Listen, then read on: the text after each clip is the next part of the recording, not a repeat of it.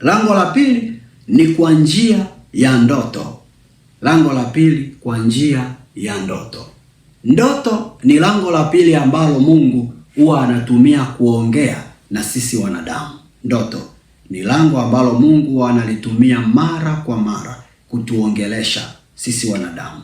Sasa hii ndoto ni nini? Ndoto ni nini? Ndoto inafanana kidogo na maono ila vimetofautiana. Ndoto inafanana kidogo na maono ila imetofautiana. Ndoto maana yake ni picha ya kimaono kutoka kwa Mungu inayomwijia mtu akiwa usingizini kumuonyesha jambo lijalo au lililopita au linaloendelea kwa wakati huo. Ndoto ni picha ya kimaono inayomwijia mtu akiwa usingizini inayomuonyesha juu ya jambo lijalo au lililokwisha kutokea au linaloendelea kwa muda huo katika ulimwengu wa roho. Kitabu cha Ayubu ile sura ya 33 mstari wa 13 inaongea vizuri sana. Kitabu cha Ayubu sura ya 33 mstari wa 15. Ayubu 33:15 katika Biblia ya Habari Njema au Kiswahili cha kisasa inasema namna hii: Mungu huongea na watu katika ndoto na maono wakati usingizi mzito unapowavamia. Kwa Biblia inasema Mungu huongea na watu katika ndoto. Mungu huongea na watu katika ndoto. Kwa sifa ya kitu tuite ni ndoto, ni lazima huo ujumbe Mungu atakapokuletea atakuletea ukiwa umelala usingizi. Tofauti na maono. Maono yenyewe yasiyokuwa ya ndoto, yenyewe yanakuijia tu ukiwa hujalala usingizi. Unaweza kuwa tu umepumzika kitandani, si katika kulala ila umepumzika katika Bwana. Maono yakakubeba. Au uko kwenye sala umekaa ukimya ukaona maono. Ila ndoto ya maono. Ndoto kuna maono afu kuna ndoto ya maono. Na kuna maono kama maono. Ndoto ya maono yenyewe inakuijia ukiwa umelala usingizi. Umelala usingizi. Ndipo yenyewe inakuijia.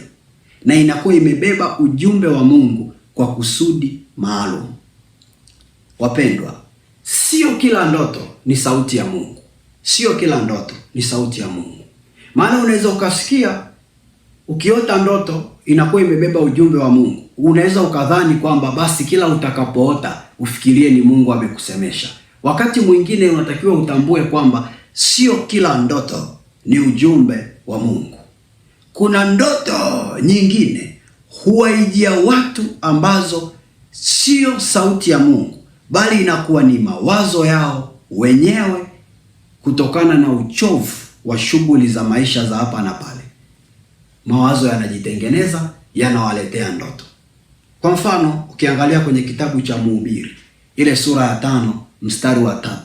Kitabu cha Mhubiri sura ya 5 mstari wa 3. Mhubiri sura ya 5 mstari wa 3 inasema namna hii: kwa maana ndoto huja kwa sababu ya shughuli nyingi, na sauti ya mpumbavu kwa njia ya wingi wa maneno. Pointi ya msingi nataka uone hapa anaposema ndoto huja kwa sababu ya shughuli nyingi. Kwa ukijishughulisha na shughuli mbalimbali za kutwa nzima, zina uwezekano mkubwa wa kukutengenezea ndoto. Mfano, unaweza ukaenda sokoni siku ya mnada. Ukashinda sokoni hiyo siku ya mnada. Ukaona watu wengi wanapopita pale sokoni, kile kitu kikakuingia kwenye akili yako. Kuna uwezekano ukaja ukalala, ukaota ndoto upo sokoni. Kwa ukakurupuka, Mungu amenionyesha nipo sokoni. Sija anataka kunipa duka. Kumbe umeona uko sokoni kwa sababu ulishinda sokoni. Kwa zile shughuli nyingi za pale zimekuingia, zimekuletea ndoto. Wakati mwingine tena unaweza ukaangalia movie ikakutisha au ile movie ikachukua sana sehemu ya hisia zako. Unapoenda kulala, kuna uwezekano mkubwa sana wa kuota ndoto inayofanana na ile movie. Na ukasema nimeota ndoto, nimeona hivi. Kumbe ni kwa sababu uliona movie na ile movie ikachukua sana hisia zako. Ndio maana umeenda kulala ukaota. Kwa wapendwa, inapotokea umeota ndoto, cha kwanza unahitaji kuipima. Je, ni ujumbe wa Mungu au inatokana na mauchovu yangu mimi mwenyewe ambayo nimeshinda nayo katika kutwa nzima. Si kama tuko pamoja, kanisa la Mungu. Asa muda huu nitaenda kukuonyesha namna unavyoweza kufanya ili kama muombaji uwe na uwezo ndani yako wa kutofautisha ndoto yenye ujumbe wa Mungu na ndoto ambazo zinatokana tu na mawazo yako ya uchovu wa kimaisha wa kwako wewe mwenyewe. Kwa muda huu tutaangalia kipengele kinachoitwa ishara za Roho Mtakatifu katika ndoto. Tutaangalia kipengele kinachoitwa ishara za Roho Mtakatifu katika ndoto. Na ishara hizi kwa ujumla ziko tano na tutazipata katika maandiko matakatifu. Tuanze na kusoma kile kitabu cha Danieli, ile sura ya 2 mstari wa 1 hadi wa 3. Danieli sura ya 2 mstari wa 1 hadi wa 3. Kimsingi hizi ishara ziko hapa kwenye neno la Mungu. Danieli sura ya 2 mstari wa 1 hadi wa 3. Inasema namna hii: hata katika mwaka wa 2 wa kumiliki kwake Nebukadreza aliota ndoto na roho yake ikafadhaika. Umeona Nebukadreza akaota ndoto na roho yake ikafadhaika. Hii ni ishara ya kwanza. Ukiota ndoto na ukaamka roho yako imefadhaika, yaani roho yako haina amani kwa kutokana na hiyo ndoto, jua hiyo ndoto sio ya kawaida, ni ujumbe wa Mungu anaongea na wewe muda huo. Kwa sababu kumbuka, Nebukadreza alipoota hii ndoto ya ujumbe wa Mungu, aliamka roho yake imefadhaika. Kwa na wewe pia utakapoota ndoto yenye ujumbe wa Mungu, ukiona roho yako imefadhaika, hiyo ni ishara ya Roho Mtakatifu inayokuambia hiyo ndoto ina ujumbe wa Mungu. Usiipuuzie, ifanyie kazi. Ishara, tuendelee kusoma. Anasema usingizi wake ukamwacha. Hiyo ni ishara ya pili. Usingizi wake ukamwacha. Ukiota ndoto ukashtuka kutoka kwenye ile ndoto na ukajiona ghafla hauna usingizi kabisa, umekupotea, na hata kama ni usiku mzito, lakini tu umeshtuka na usingizi haupo, unawaza tu hiyo ndoto, jua hiyo ni ishara ya Roho Mtakatifu kwamba hii ndoto ni sauti ya Mungu, ina ujumbe wa Mungu. Usiipuuzie. Tuendelee kusoma. Anasema mstari wa 2, ndipo mfalme akatoa amri, akawaita waganga na wachawi, wasihiri na wakalidayo wapate kumweleza mfalme ndoto zake. Hii ni ishara ya tatu. Ni ishara ya tatu. Ukiota ndoto na ukaamka una msukumo mkubwa wa kutamani kujua maana ya hiyo ndoto, tafsiri ya hiyo ndoto, jua hiyo ni ishara ya Roho Mtakatifu kwamba hiyo ndoto ina ujumbe wa Mungu. Ukiota ndoto ukaamka, ndani yako unajisikia msukumo mkubwa wa kutamani kufahamu tafsiri au maana ya hiyo ndoto. Unasikia tu kuwauliza watu, unasukumwa kuwauliza watu. Jua hiyo ni ishara kwamba hiyo ndoto ina ujumbe wa Mungu. Kwa sababu angalia, Nebukadreza alipopata huo ujumbe, aliamka na mzigo wa kuwauliza watu. Tuendelee kusoma. Anasema, basi wakaingia wakasimama mbele ya mfalme. Mfalme akawaambia, nimeota ndoto, roho yangu imefadhaika hata nijue tafsiri yake. Wapendwa, kwa hiyo kupitia hichi kitabu cha Danieli nilichokusomea tumegundua ishara 3 mpaka sasa hivi. Tuendelee na kitabu kingine na chenyewe pia tutagundua ishara ya 4. Angalia pamoja nami kitabu cha Ayubu sura ya 4 mstari wa 33. Ayubu sura ya 33 mstari wa 14 hadi wa 18. Ayubu sura ya 33 mstari wa 14 hadi wa 18. Ayubu sura ya 33 mstari wa 14 hadi wa 18. Kuna ishara ya 4 tutaiona pale. Inasema hivi: kwa kuwa Mungu hunena mara moja, naam hata mara ya pili, ijapokuwa mtu hajali, katika ndoto, katika maono ya usiku, usingizi mzito uajiliapo watu katika usingizi kitandani, ndipo uyafunua masikio ya watu na kuyatia muhuri mafundisho yao, ili amuondoe mtu katika makusudio yake na kumfichia tu kiburi. Yeye huizuia nafsi yake isiende shimoni, na uhai wake usiangamie kwa upanga. Kwa hapa tunaiona ishara ya 4 ya Roho Mtakatifu kwamba ukiota ndoto inayofanana zaidi ya mara moja, hiyo ni ishara ya Roho Mtakatifu kwamba hiyo ndoto ina ujumbe wa Mungu. Usiipuuzie. Sasa kuna wakati inaweza ikatokea ukaota ndoto mara ya kwanza hiyo, mara ya pili tena ukaota ndoto kama hiyo, Mtu mmoja unashangaa na kuambia, mimi nina ndoto huwa ninaota mara kwa mara, niko darasani nafanya mtihani. Nimeshaota zaidi ya mara 10, niko darasani nafanya mtihani. Tunakutana na watu kwenye huduma wa namna hiyo wengi sana. Mwingine anakuambia, naomba unisaidie. Kila wakati naota ndoto napanda mlima lakini simalizi. Mwingine anakuambia, kila wakati naota ndoto niko chooni. Kwa unakuta mtu unaota ndoto mara moja inajirudia rudia. Sasa ile kuota ndoto inajirudia rudia, Biblia inasema Mungu unena na mtu mara moja, anarudia tena mara ya pili ili kukikomesha kiburi. Anarudia tena. Kwa nini? Inakuwa ni msisitizo wa Roho Mtakatifu, msisitizo wa kimungu kwamba hii ndoto ina sauti yangu, ifuatilie, usiiache. Hiyo ni ishara ya 4. Twende tuangalie ishara ya 5.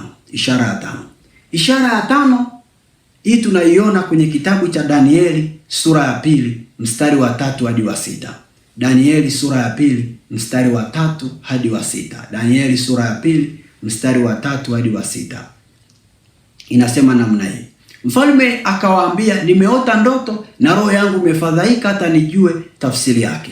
Ndipo Wakaldayo wakamwambia mfalme kwa lugha ya Kiaramu, mfalme, uishi milele, tuambie sisi watumishi wako ile ndoto nasi tutakuonyesha tafsiri yake. Mfalme akajibu akawaambia Wakaldayo, neno lenyewe limeniondoka. Msiponijulisha ile ndoto tafsiri yake, mtakatwa vipande vipande. Asa sikiliza polepole.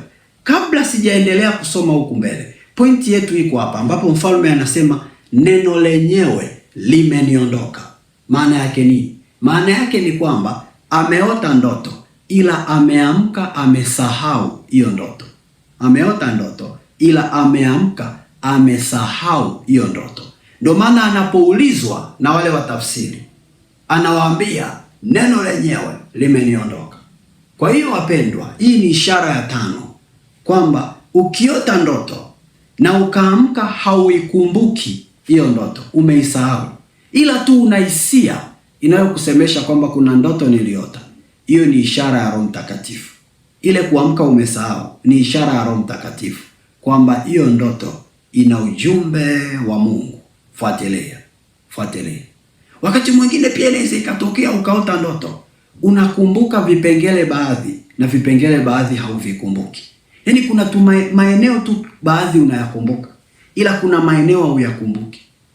Unaota, unaamka unasema, leo nimemuota fulani, nisiji nilimuota anafanyaje. Yaani kila ukitaka ukumbuke hakikumbukiki, ila tu kuna mambo madogo unasema siji nikamuota kama anapita, siji alienda akakaa, lakini kama kuna mara alipita hivi pana geti la njano, lakini yani sikumbuki vitu vingine. Hiyo inakuwa ni ishara ya Roho Mtakatifu kwamba hiyo ndoto ina ujumbe wa Mungu, usiipuuzie. Kwa wapendwa, hizi kwa ujumla ni ishara 5 za Roho Mtakatifu zinazotusaidia kutambua ndoto yenye ujumbe wa Mungu. Wapendwa, ikitokea umeota ndoto na hata ishara mojawapo katika hizi nilizozifundisha imejitokeza, basi jua hiyo ndoto ina ujumbe wa Mungu. Roho Mtakatifu ananiambia nirudie tena kuzitaja hizi ishara. Ishara ya kwanza, ukiota ndoto ukapata mfadhaiko moyoni, wa kuamka hauna raha, ukashinda hiyo siku hauna amani kwa ajili ya hiyo ndoto, hiyo ni ishara ya kwamba hiyo ndoto ina ujumbe wa Mungu.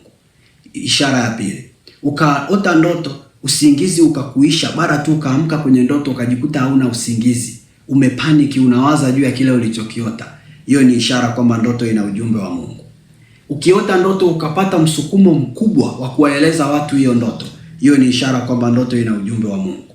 Ishara ya 4, ukaota ndoto inayofanana, inayojirudia kila wakati unaiota hiyo ni ishara kwamba hiyo ndoto ina ujumbe wa Mungu. Ishara ya 5, ukaota ndoto afu ukaamka umeisahau, au ukaamka unakumbuka maeneo machache kwenye hiyo ndoto, hiyo ni ishara kwamba hiyo ndoto ina ujumbe wa Mungu. Kwa Wakristo wenzangu tulioko hapa, tunapotokea tumepata ndoto na hivi viashiria vikaonekana, usikurupuke kuwaeleza watu juu ya hiyo ndoto. Jambo la msingi la wewe kufanya, jipe muda na Roho Mtakatifu. Kama vile alivyofanya Anania, muulize Roho Mtakatifu kwamba Roho wa Mungu, nimeota hii ndoto, una maana gani kunionyesha? Ukikaa kupata ile kozi yangu ambayo nimefundisha kuhusu ndoto, nimefundisha kozi ya ndoto siku 10. Nimeelekeza vizuri zaidi kule ndani, Roho Mtakatifu ametusaidia, tumeelekeza kiundani sana namna ya kushughulikia ndoto. Kwa ukitaka upate zaidi, fuatilia kwenye channel yetu ya YouTube hiyo kozi utapata. Lakini kwa hapa naomba nikugusie tu kwamba ukipata ndoto usikurupuke kuwaambia watu, ila jipe muda kuiombea, jipe muda kumuuliza Roho Mtakatifu. Na cha muhimu, achilia damu ya Yesu kwenye hiyo ndoto. Kabisa, kaa na Roho wa Bwana, mwambie nimeota ndoto kitu fulani. Ninaita damu ya Yesu ikae ndani ya hichi kitu nilichokiona. Labda umeota ndoto mtu aliyekufa. Mwambie Mungu, naachilia damu ya Yesu ndani ya huyu mtu. Umeota ndoto kuna ajali inatokea. Mwambie Mungu, naachilia damu ya Yesu kwenye hii ajali. Hii ni kama first aid ninakupa ili ikusaidie. Ni vile tu hatuna muda wa kutosha, tungefundishana kiundani. Twende muda huu tuangalie